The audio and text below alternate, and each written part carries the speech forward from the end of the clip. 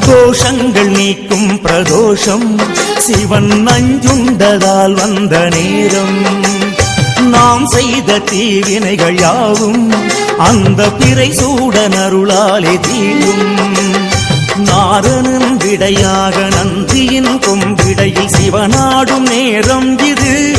சிவன் வரும் சுகமான நேரம் இது.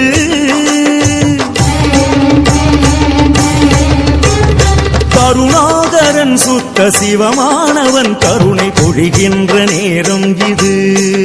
வரம் தருகின்ற நேரம் இது. நந்தீஸ்வரா அய நந்தீஸ்வரா காளீஸ்வரா தீர்த்த